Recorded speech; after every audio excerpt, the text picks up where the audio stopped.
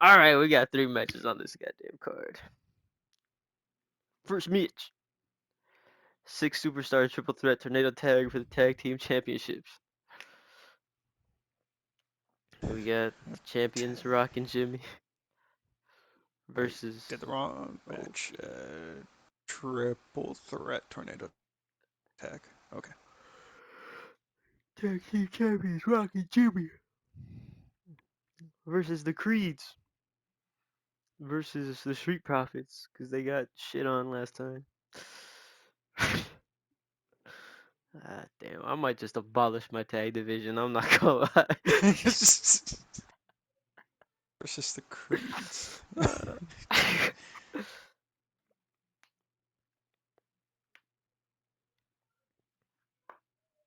Is this for the tag titles? Yep. Why didn't it just automatically go to the titles?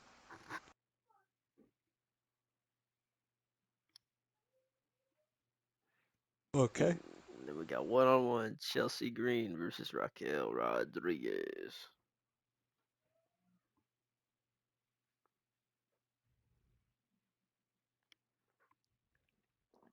Kel Gonzalez. Oh, And then they changed it for some random reason, because alliteration probably. double R's, Rolls Royce, Raquel Rodriguez.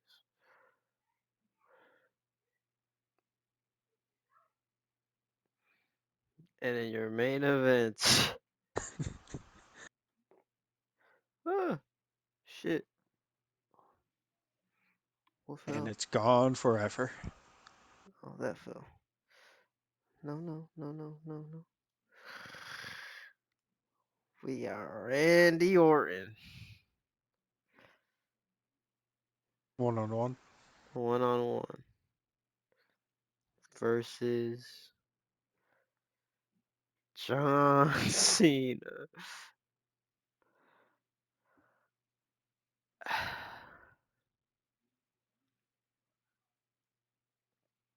It's gonna be a banger.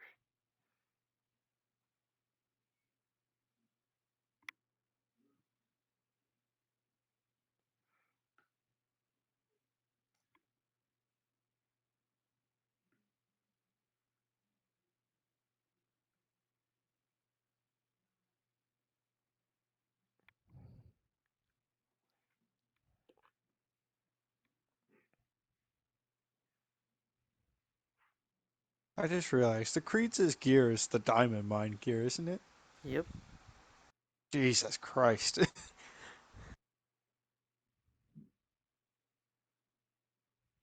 It's gonna be a damn shame if this is still their pictures in next game. it is.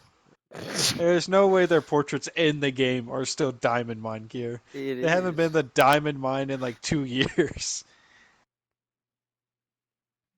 It literally is.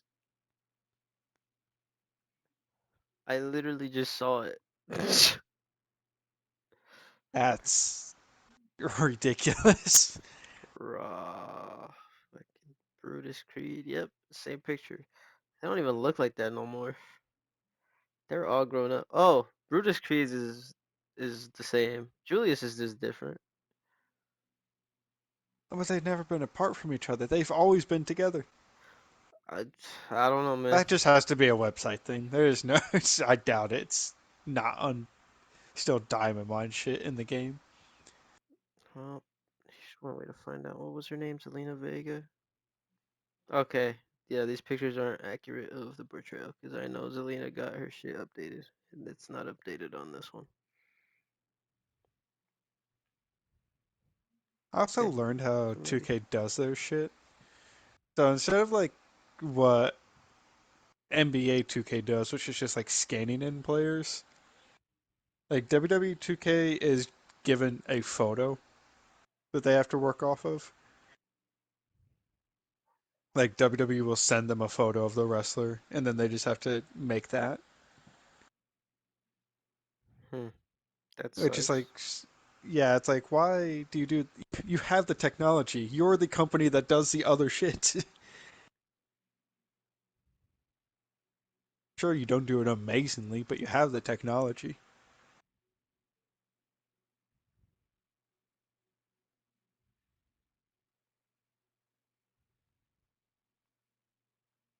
That's some bullshit. We could have like actual face. If we could have to craft them by hand, that's so much harder. Yeah, like they could have face scans and stuff, make their lives easier, but nah. WWE just sends them a photo and that's what they make. It's Maybe if they didn't have to create everyone by hand, we'd maybe Kevin actually Owens would look better. Same we'd with actually Bailey. get My some God, good the features. atrocities they do to Bailey. Yeah, it's so fucked up. Fuck, man.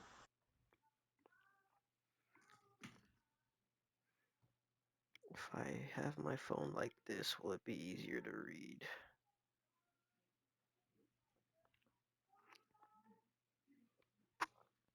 Probably. Fuck, I gotta get a timer. Just in case.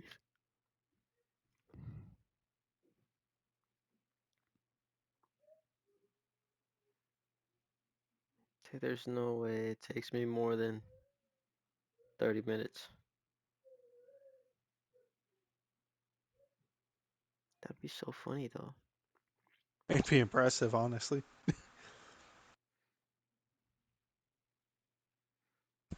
Flip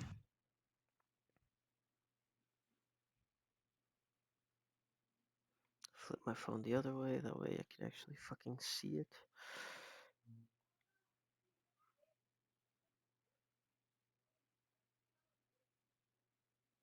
Alright,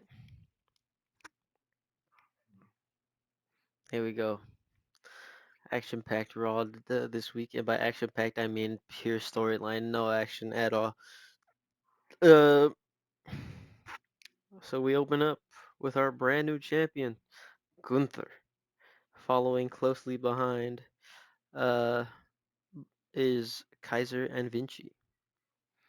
Once he's in the ring, gets the mic, and he says, "It was an eventful elimination chamber, wasn't it? Over the past few weeks, as you know, I haven't been here. I had to go back home to Austria and then to Germany to find myself again. And boy, did I ever. The man that stands in front of you now isn't the same one you saw a month ago. The man you see before you is one who is ready to take down John Cena at WrestleMania." This brings out Cena with a mic in hand, gets in the ring, starts off by saying, "Gunther, I have a lot of respect for you. You're one of the best in this industry, but there's no one I fear in this industry, not even you. So at WrestleMania, I'm gonna win my 17th world title. With the help of Chase U, I finally earned another shot at this title, and I'm not gonna let them down." Gunther's about to speak when Randy's music plays as he interrupts. "Not so fast, Cena. Hate to break it to you, but you will not be facing Gunther at WrestleMania. I will.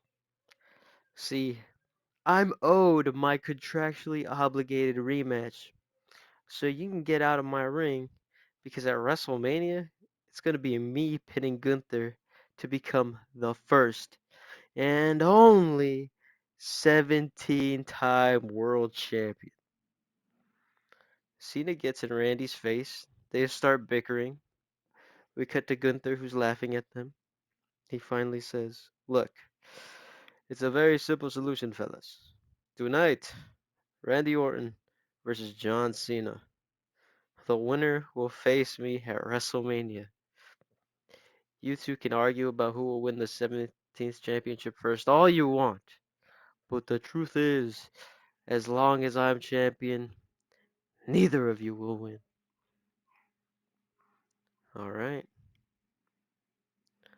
Next up, we get a video package promoting the match next week between Theory and Waller. Goes over all the major story beats in this rivalry of theirs. Reminds people that if Theory loses next week, he has to leave Judgment Day. Law Rock wins.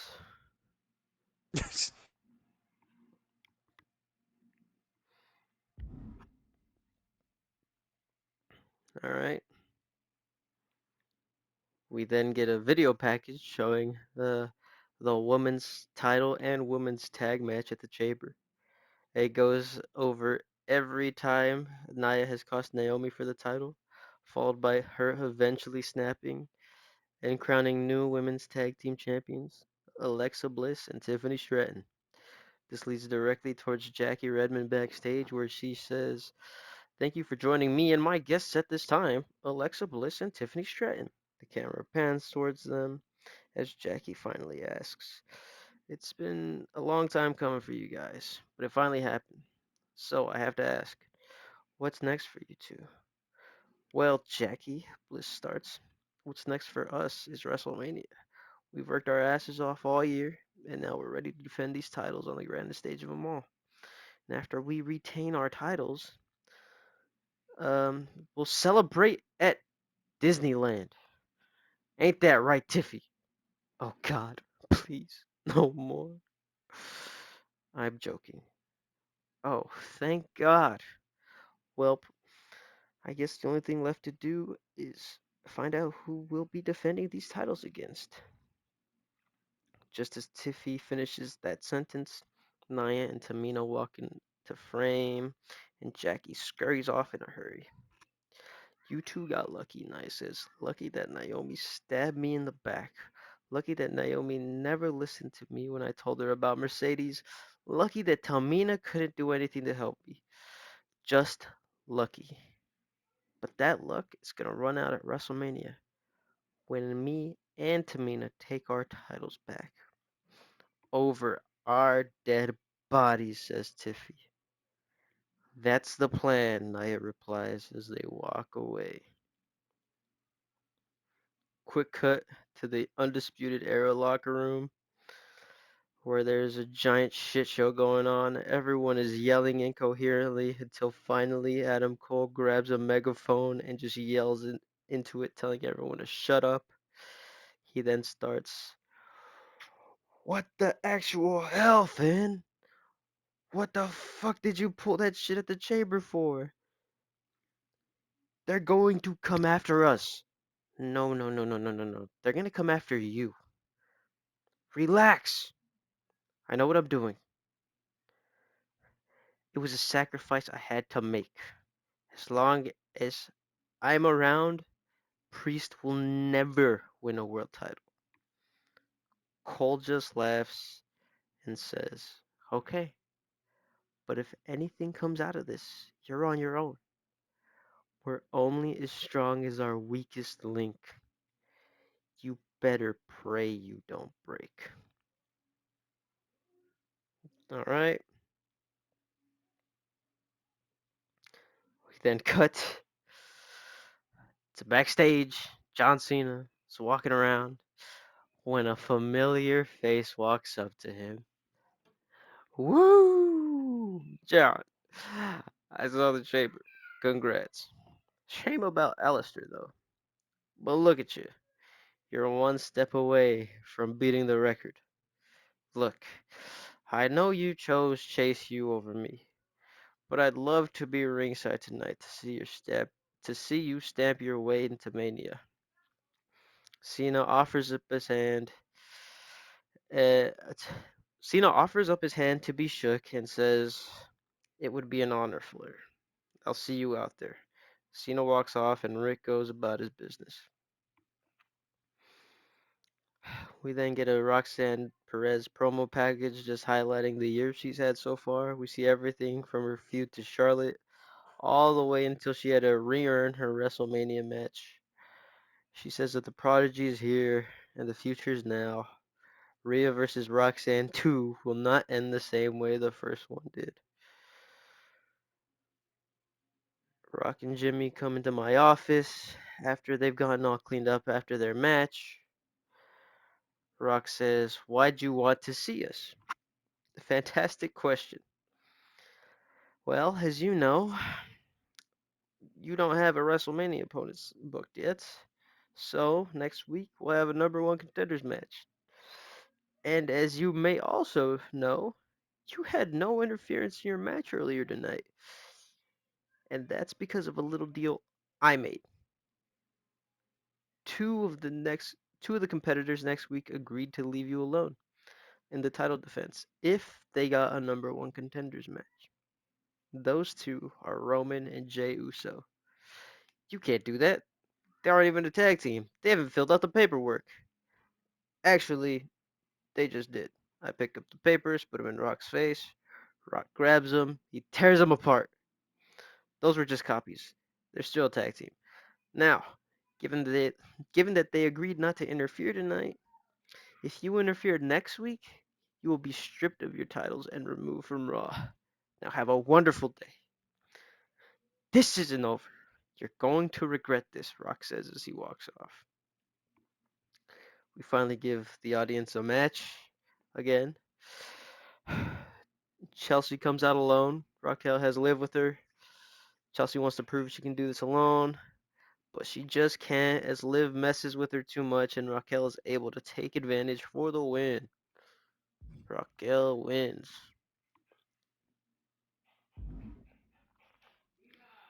Okay. As the match ends, Michael Cole says that we have a giant commotion going on backstage, and we cut to see that Chase U has been completely wiped out. Duke is on the ground. Andre Chase is getting on all fours, trying to get back up, when out of nowhere, he's hit with a huge running punt kick. Randy is here. He starts looking around. He grabs a chair and then continues to unload on Chase. We finally see Randy run away as Cena gets there. Cena starts checking on them both. He goes running after Randy after he realizes he can't help them.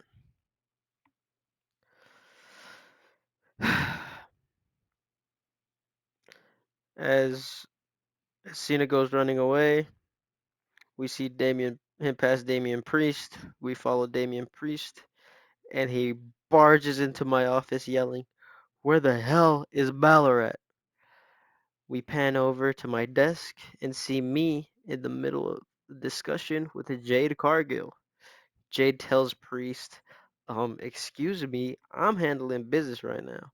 You can go wait outside. She turns back to me. As I was saying, Bianca cheated me. You saw the match. I want her again. Priest inter Priest interrupts. God damn it! Who cares about Bianca? I need Finn. Eric, give me the match now. You saw what he did to Bad Bunny. Now give me what I want. I finally have enough and yell, enough! Both of you! Jay, do you want a rematch against Bianca? Fine, sure, I'll make it official. WrestleMania. It's done. Priest? Fine, you want Finn? You got him. He needed a match to defend his title at Mania anyways. And you know what, Priest? I just got an idea. You're challenging for the IC championship. Roxanne is challenging for Rhea's championship next week. Finn and Roxanne versus Rhea and Priest. Good luck. Out. Fucking annoyed as fuck of these guys always interrupting me and causing commotion. God damn it.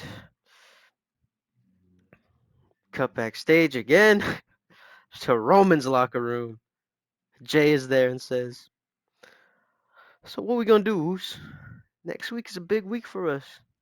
But even if we win that match, we're still outnumbered. At the chamber, even with me out there, you couldn't get the Ulafala back." "You're right," Roman says. "But I think I might know someone who can help." "Who?" "An old friend. Let me see if I can convince him to join us. See you next week. Be ready, Oos. It's gonna be a big night for us." Yeet. We then cut directly to the Bloodlines locker room. Rock is irritated that Nia and Tamina that they lost the titles. "So, we're down a member. Nia, you got anything to say for yourself? Why the hell did you drive away Naomi?" "I didn't drive her away. It was Mercedes. She got into her head and warped her mind like if she was the Scarlet Witch. Maybe if someone helped me, this wouldn't have happened." She looks directly at Tamina when she says that, which causes Tamina to say, "Oh, nuh-uh. This is not my fault. This is all you. I tried so hard to have you and Mercedes stop fighting, but you just had bloodlust in you." Both of you, stop it. You're both going to fix this. Get those titles back. Jimmy cuts in and says, "Sorry, Tribal Chief. I don't know what's going on with her. She's not even talking to me. Makes for some pretty awkward car rides. Uh, man, she didn't even let me, you know, that's kind of my favorite thing to do. I don't know how much more of this I can take, honestly. But, anything you need from me, boss? Yeah, divorce her. Excuse me? Say what now? She betrayed the family. Divorce her. She can't be trusted. Well, I mean, let's give her some time. I'm sure she'll snap out of it. Here, let me just go and see if I can get in touch with her." Jimmy runs out the room as the segment ends. Ah, okay. Main event time. Randy, as soon as he was done with attacking Chase, he ran straight to the ring. Cena comes out, runs straight to the ring. He doesn't tell Stu anything. He just runs right to the ring. Takes his shirt off as he's running. And the second he's in the ring, just starts attacking Randy. He's not letting up. Randy finally gets to the ropes. Cena's forced to let him go. Cena is getting pushed off by the ref. Randy rakes his eyes. A blinded Cena is now on the defense. While the match is happening, it keeps cutting backstage to Gunther. And once Randy starts getting the upper hand is when Flair comes out to ringside. Rick is Rick is hyping up Cena, trying to get him back in the match. Randy starts setting up the draping DDT. He hits it. He gets in the corner. He's bloodthirsty. He sets up for the punt. He goes for it. Cena gets out the way. Cena grabs his leg, puts him in the STF. Randy claws to the ropes. He's almost there when Cena lets go and drags him back to the center of the ring. He locks in the STF again. Randy, out of desperation, just bites Cena's hand. Cena breaks the hold. He turns around and gets hit with an RKO out of nowhere. Randy covers. 1, 2, kick out. Randy tries to pick up Cena's lifeless body. As he's trying that, Cena rolls him up. 1, 2. Randy gets a kick out. Randy gets up quick. He gets hit with a shoulder tackle. And then another. Randy goes for a clothesline. Cena ducks, picks up Randy, tosses him on the mat. Back first. Cena puts his hand in the air. "You can't see me." Hits the five knuckle shuffle. Randy doesn't know. Oh shit, nope. It's the five knuckle shuffle. Randy starts getting up. Cena picks him up, hits him with the AA. 1, 2. Randy's foot is on the ropes. Cena doesn't know how it happened. He could have swore he was far enough away from the ropes that uh, that he couldn't get there. We then show a replay on the Titantron. It shows the unthinkable. As Randy didn't put his foot on the rope, clear as day, Ric Flair put Randy's foot on the rope. Cena turns to Flair confused. The confusion turns to anger. Rick is on the apron, yelling at Cena for leaving him behind. Cena's about to punch Flair when the ref gets in between them. He pushes Cena away. The ref starts arguing with Flair to get off the apron. Cena turns around. Randy quickly hits a swift kick to the balls, followed immediately by an RKO. Randy goes for the cover. Rick stops distracting the ref. 1, 2, 3. Randy Orton wins. Randy quickly gets out of the ring and goes to the top of the ramp to celebrate there. Flair joins him. He lifts Randy's hands up. Cena's in the ring. Heartbroken seeing Rick and Randy celebrate. Randy Orton is going to WrestleMania.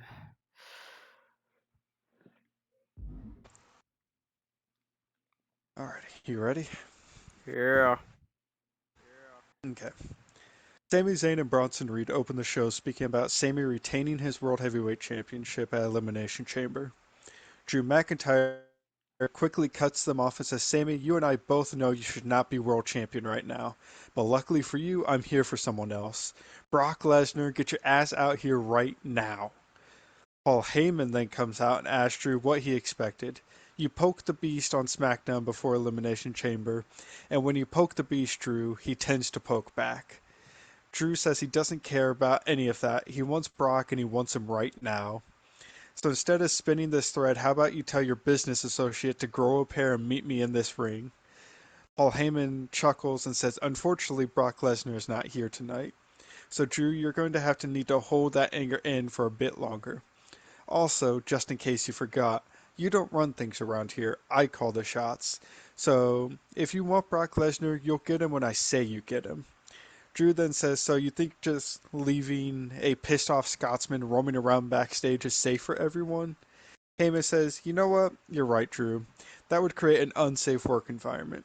So I'll give you a couple of options. I can, one, call the local police department and have you removed from the premises, or you could work off some of that aggression. Drew asks Paul who he had in mind. Paul says, well, there's three of you in that ring right now, and since I assume Sami and Bronson don't want to face one another, how about we make a 2-on-1 handicapped match for right now? Heyman, Heyman then calls out a referee, and he makes his way down for the 2-on-1. Drew McIntyre versus Sami and Bronson. Towards the end of the match, we see Drew setting up a claymore on Sami after sending Bronson to the outside. Drew gets midway through his countdown when Bronson grabs his foot. As Drew is dealing with Bronson, Sami charges in and nails Drew with a haluva kick. Sami then tags in Bronson, who hits a tsunami and pins Drew 1, 2, 3.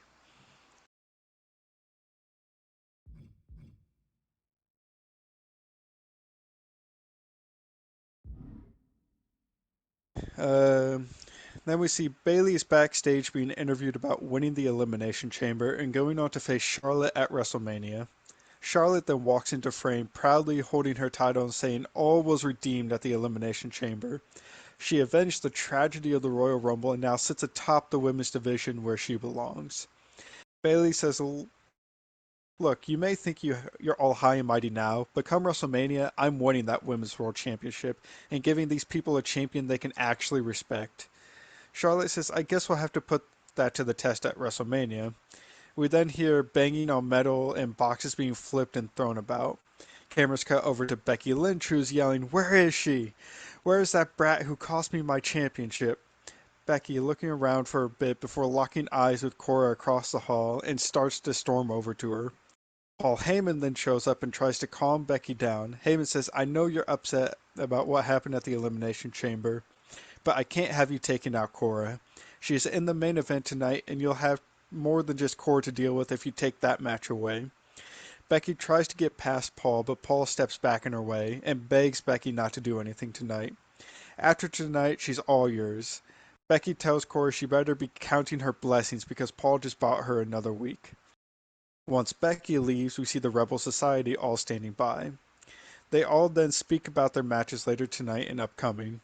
Punk tells Gallows that this is their last opportunity. He made a deal with Cross, and win, lose, or draw, he is a man of his word. So tonight, it, it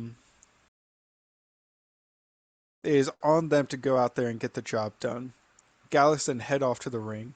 Punk and Cora then speak about the ladder match in the main event. Punk says, I know you aren't at 100%. You were in the Elimination Chamber match less than a week ago, but you need to find whatever you have left in the tank to get the job done tonight. You win and Paige is in the rear view. Now, obviously you don't really get the chance to relax after that because you have Becky now on the horizon, but this right now is where you belong. Sometimes you gotta get your hands dirty to swim with sharks, and sooner or later you're going to be the shark they're all chasing. Cora thanks Punk and heads off. Punk then Gotta scroll down. Punk then is approached by Kathy Kelly for an interview about Seth Rollins. Punk acknowledges hitting Rollins over the head with it was a bit extreme. You don't really see that in this day and age anymore because of how unsafe it is. But sometimes people need to be taught a lesson. And like I just told Cora, sometimes you gotta get your hands dirty when you're swimming with sharks. And Punk walks off. We then head down to the ring for AOP versus Gallus. AOP win.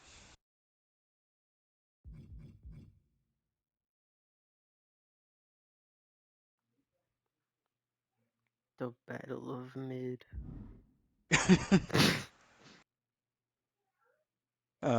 Karrion Kross and Scarlett are backstage watching the match when Cody Rhodes and Ricochet confront them. Cody tells them congrats on AOP retaining the tag titles tonight, but I think we both know why we are here. Cross Cross laughs and says, "Yeah, well, Cody, the signs were there, and remember, this is well, Cody, the signs were there, and remember, all of this is your fault. Your man over here just wanted to get rid of us. He thought we would be a walk in the park, so when the opportunity granted itself, I felt the need to remind you who the hell you're dealing with. I don't play fair. I play to win, and right now, as you see AOP enter the frame, we're winning. So if you have a problem with that, please feel free to let me know." Final Testament, then walk off. Um, The camera's cut over, and you see Pure Fusion Collective and Damage Control arguing. Paul Heyman then comes into shot and says, "Enough is enough. You guys have been at each other's throats for months at this point, and eventually enough is enough. I thought either one of you would have been good enough to represent SmackDown and regain those women's tag titles, but unfortunately, you have continuously let me down. So here's what I have in store. Leading up to WrestleMania, we are going to have a Queens of the Mountain tournament. This week, I'm going to have you guys pick two from each of your group to face one another. Whoever wins will be the current Queens of the Mountain. If your team happens to lose, the losing team is unable to challenge again until there are new queens. This will go on until the go home show for WrestleMania. Whoever are the final Queens of the Mountains will go on to WrestleMania to compete for the women's tag titles. Now decide who is going to represent you because your match is up next."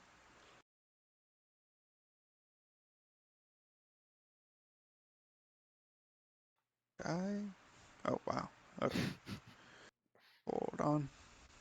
That's not Continuity's their sake. fault we got the fucking best tag division for women. Uh-huh, sure. Should have drafted better. I drafted pretty damn well, if I say so myself. You literally only put damage control on the screen. And I think it worked out pretty damn well. um, so we go out to the ring, Kabuki Warriors versus Pure Fusion Collective. Kabuki Warriors win. Never ending feud. Uh, Um, okay. Then we see Andrade is being interviewed about the U.S. title when Bobby Lashley confronts him. Lashley says Andrade may think the title is his to win, but the newfound fire in Bobby hasn't burned out yet. So sooner or later, that title is going back around my waist. Andrade tells Bobby that he was just a flash in the pan, and it is now his time to take control. Bobby asks if Andrade wants to put that to the test, and Andrade agrees. So they head out to the ring for this impromptu match. Towards the end of the match, we see Andrade setting up Bobby for his finisher when Ilya comes rushing down to the ring and attacks Andrade. This causes a DQ. Bobby then gets up to confront Ilya, and they begin brawling. Bobby gains the advantage and turns around into a spear from Braun Breaker. Braun then stands tall over everyone as we head to commercial. But technically, Andrade wins via DQ.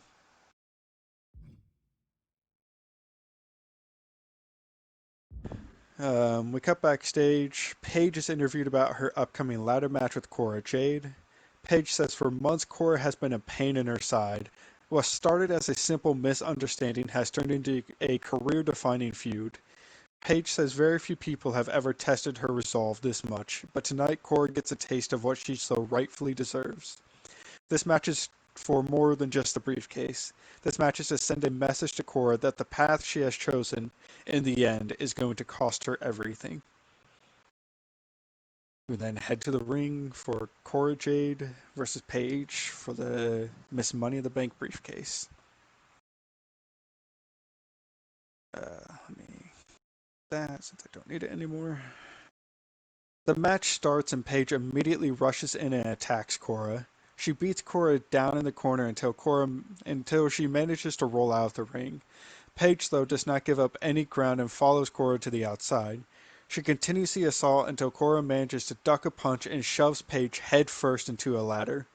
Cora takes a moment to catch her breath and taunt the crowd. As she does, Paige gets behind her, and you see Paige just staring at Cora with blood starting to drip down her face. Cora then turns around and Paige grabs her and throws her into the ladder. Before Cora can drop to the ground, Paige catches her and throws her back into the ladder for a second time. She then grabs Cora's head and just bashes it against the ladder a few more times before letting out this guttural scream as Cora drops to the floor. Paige then grabs the ladder and sees some red on the side of it, and cameras pan down to a now bloodied Cora Jade. Paige grabs the ladder and slides it into the ring and starts to set it up. As she starts her climb, she sees Cora getting back on the apron. Paige decides to hop off the ladder and continue her assault. As Paige gets over, Cora nails her with a kendo stick. This stuns Paige, and Cora makes her way back into the ring and starts an unrelenting assault with the kendo stick. She basically wears the kendo stick out on Paige, and by the end of her using it, it has completely fallen apart.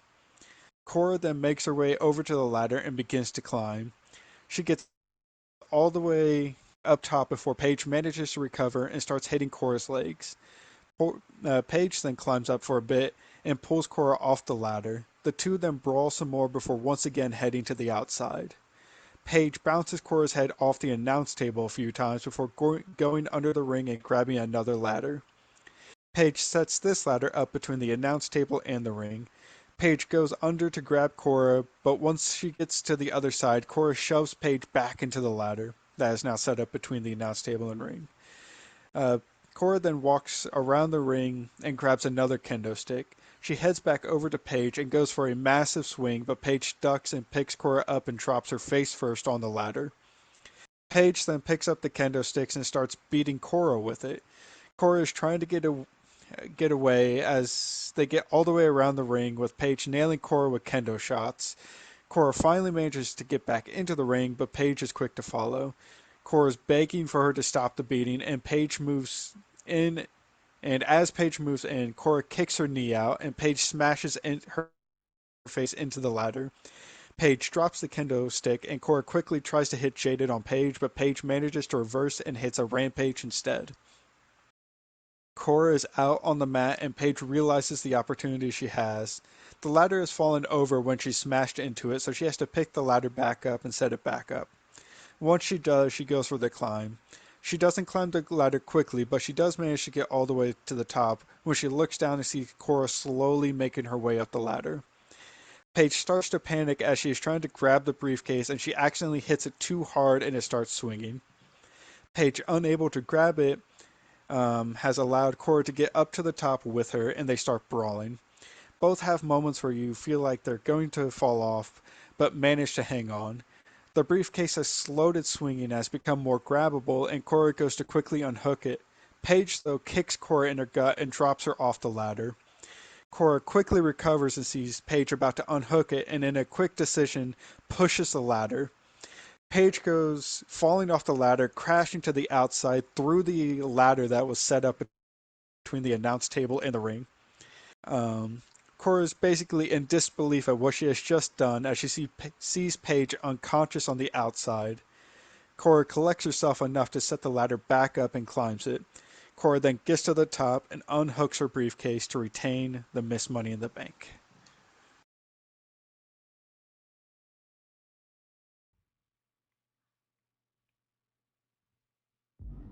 That's a long fall.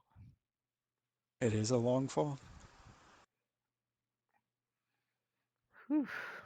It was a match I was I was thoroughly enjoying writing that match.